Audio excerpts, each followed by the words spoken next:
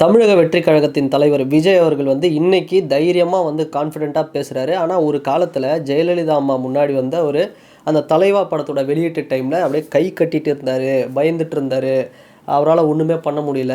So அப்போ பேச வேண்டியதானே, அப்போ அரசியல் களத்தில் வர வேண்டியதானே அப்படின்னு வந்து நிறைய விமர்சனம் இப்போ பண்ணிகிட்ருக்காங்க. இது ஏடிஎம்கே சைட்லேருந்து கூட இந்த விமர்சனத்தை வைக்கல, டிஎம்கே சப்போர்ட்டர்ஸ் வந்து நிறைய பேர் வந்து இது மாதிரி வந்து சொல்லிகிட்ருக்காங்க. உண்மைதான். நான் ஒன்றே ஒன்று மட்டும் கேட்குறேன்.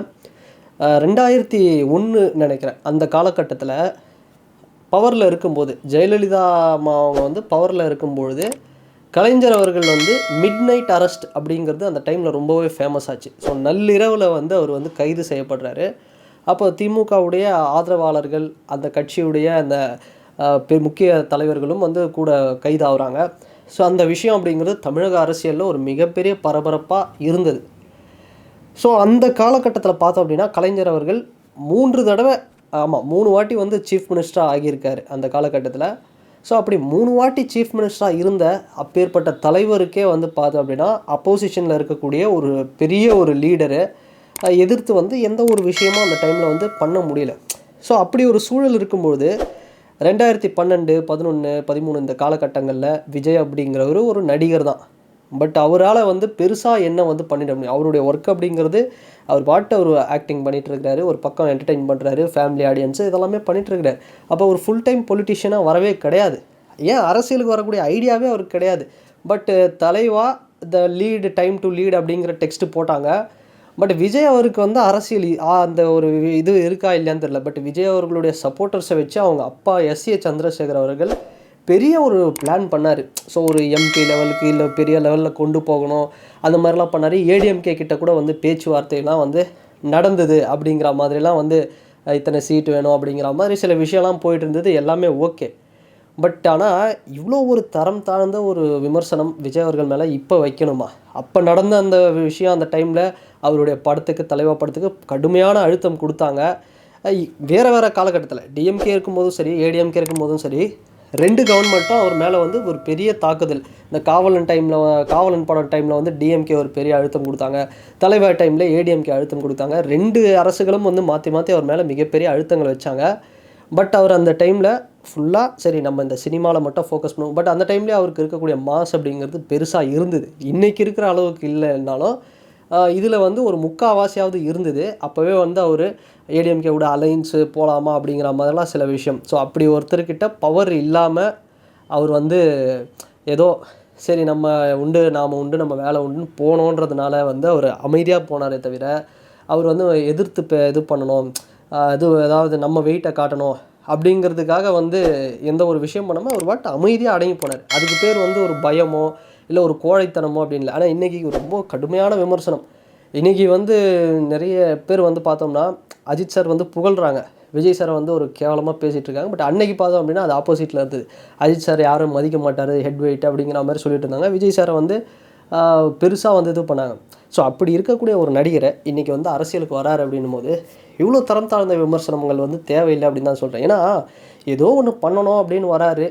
அப்படி இருக்கும்பொழுது அவர் ஏதாவது ஒன்று பண்ணிவிட்டு போட்டோமே, என்ன தகுதி இருக்குது அப்படிங்கிற மாதிரி வந்து கேட்குறது இது தேவையில்லாத ஒரு விஷயம்தான்.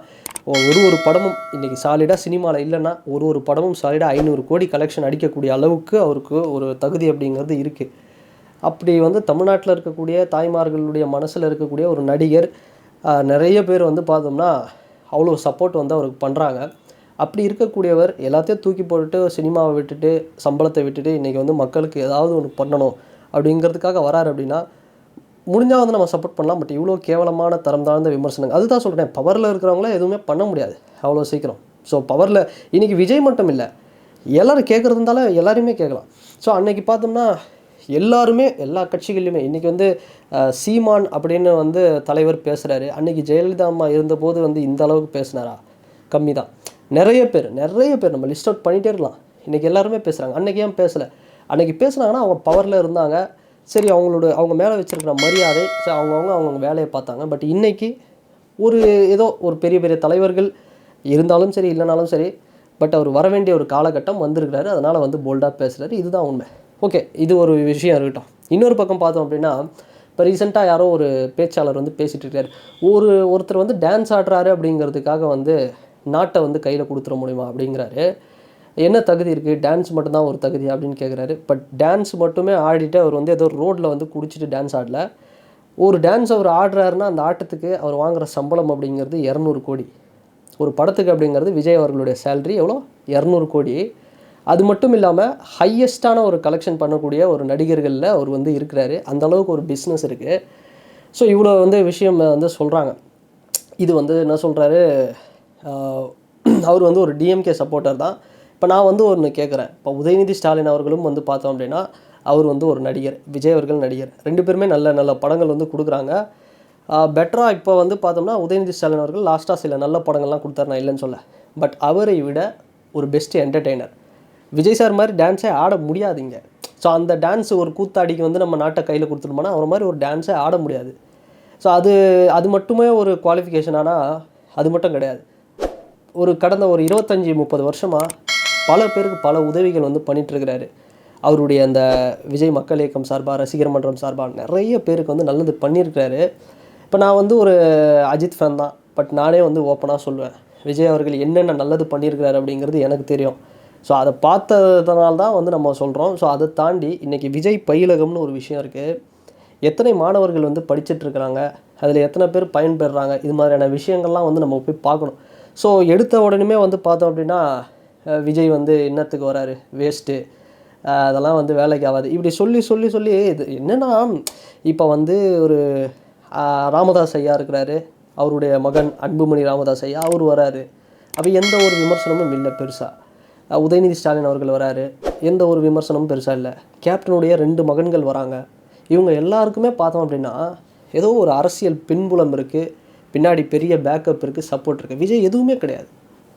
அவங்க அப்பா என்ன ஒரு 4 வாட்டி இல்லை ஒரு 3 வாட்டி எம்பியாக இருந்தவரா, இல்லை ஏதாவது பெரிய கட்சி நடத்துகிற, எதுவுமே கிடையாது.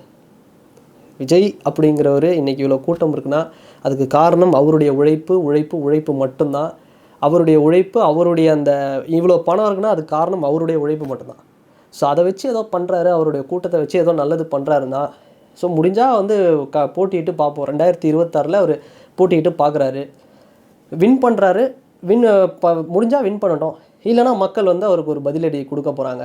ஒன்று ஜெயிக்க வைக்க போகிறாங்க, இல்லை தோக்கடிக்க போகிறாங்க, இல்லை எவ்வளோ தான் ஓட் பர்சன்டேஜ் வருதுன்னு பார்த்துருவோமே. வர்றதுக்கு முன்னாடியே ஒருத்தர் வரக்கூடாதுன்னா நம்ம நாடு அப்படிங்கிறது ஒரு ஜனநாயக நாடு தான். ஸோ அப்படி இருக்கும்போது இங்கே யார் வேணால் வரலாம். ஸோ வரும்போது இவ்வளோ விமர்சனமாக ஒரு கூத்தாடி டான்ஸ் ஆடுற பயலுக்கு எப்படி வந்து கொடுத்துட முடியும்னு, இதெல்லாம் வந்து எந்த விதத்தில் ஒரு நியாயம்? பவன் கல்யாண் அவரை போய் கேட்க முடியுமா, ஒரு கூத்தாடி டான்ஸ் ஆடுற பயலுக்கு வந்து போய் கொடுத்துட முடியுமான்னு?